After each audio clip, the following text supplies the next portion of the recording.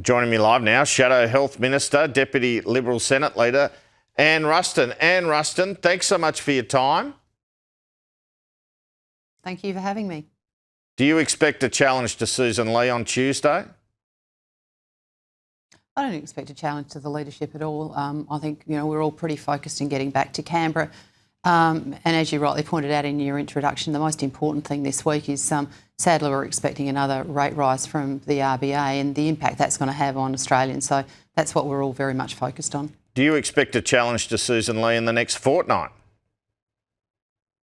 No, I don't. I mean, there's obviously been speculation, but I'm quite frankly believe entirely that Sussan Ley has the support of the party room and that she will remain our leader into the future. Should Angus Taylor resign from the frontbench if he's made it clear he wants to challenge at some point to colleagues? Well, look, I always welcome my colleagues having ambitions to make sure that our party is, has leadership opportunities into the future. But right now, the leader is Sussan Ley, and I think everybody's been quite clear on the front bench that they support the leader.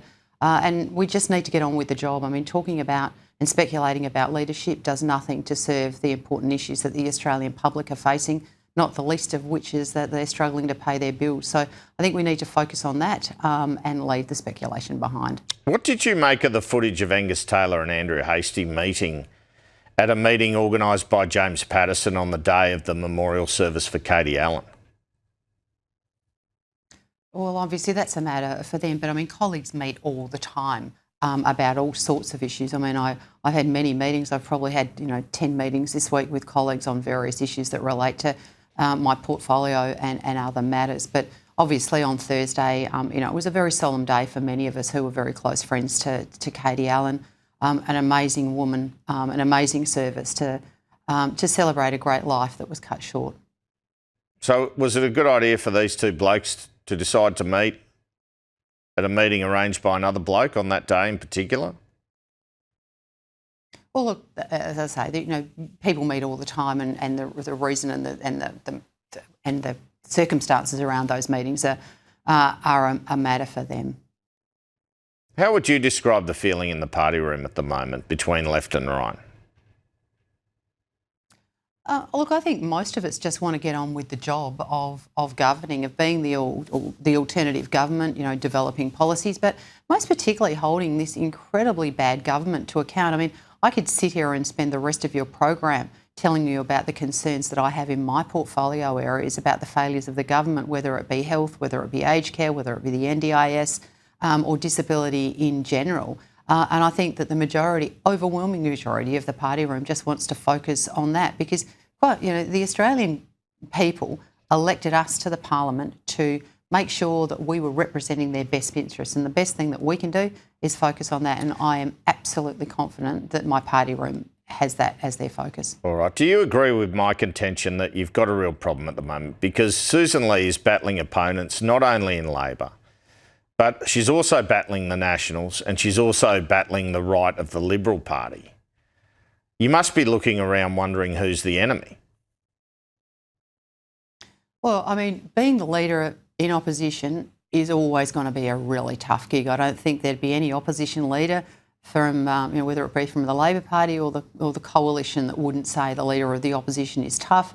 And it's made doubly tough after an election result like we did last May.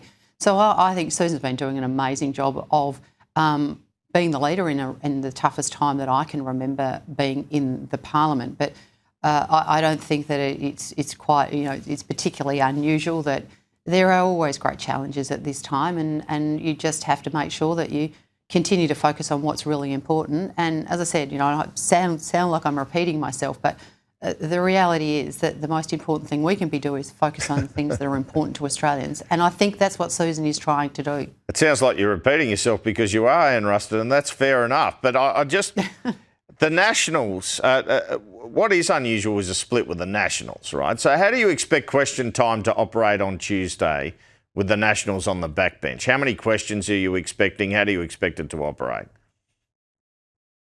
Well, all of those things are a matter of convention and always have been a matter of convention, and things are allocated on the basis, of proportionality, and I'm sure that's the way it will work next week. But there's an incredible depth of talent in the Liberal Party, and I'm absolutely confident that next week that we'll turn up into the Parliament and we'll prosecute our issues the same way we always have, and making sure that that the government is asked the tough questions, because there are so many tough questions. Yeah, but you only have about 4 or 5 questions, won't you? You better make them good, I guess. Well, we make all of our questions good. I mean, in the Senate, we have always operated in that way. I mean, I'm not going to pass judgment or pretend that I have great understanding about the day-to-day runnings of the House of Representatives, but I know that how the Senate runs, and you will see no difference in the Senate next week, and in terms of how the opposition handles question time or all the other processes in the Senate. Has Sussan Ley made any attempts to meet David Littleproud to try to resolve this before Parliament's on? My understanding is that the leader of the National Party has asked that all matters for discussion are left until after the leadership ballot tomorrow. Now, I'm not privy to all the goings on, but that is my understanding, is that David Littleproud has requested that the meeting not take, or any meetings take place until after his leadership issues in his party room have been resolved. Some of your colleagues think the deadline that was set by Sussan Ley the other day for the Nationals of your people taking on other shadow positions by February 9 if the coalition's not back is too short a deadline. What do you say to that? Well, I think the most important thing that we should be doing is making sure that we are providing certainty to the Australian public about an opposition going forward. I mean, obviously, I'm a coalitionist. I've never made any secret of the fact that that's what I am, and I'd like to see the Liberal Party and the National Party remain in coalition. However, the most important thing for the Australian public and being an effective opposition is that we get on with the job, and the only way you get on with the job is settling things down and actually putting things in place so that Australians have certainty about what the future looks like with the opposition. So I think that is an incredibly important thing to do, and I support the leader's decision, actions and timelines in that effect. Well, the certainty is unless you get back in coalition, you can't win an election. Isn't that the certainty? Well, I think you've only got to look at history to say that actually isn't true. But of course, we are always stronger when we are in coalition, and I absolutely agree with that. But to be the opposition, you think you can win just as the Liberal Party? You think you can just win as the Liberal Party, do you?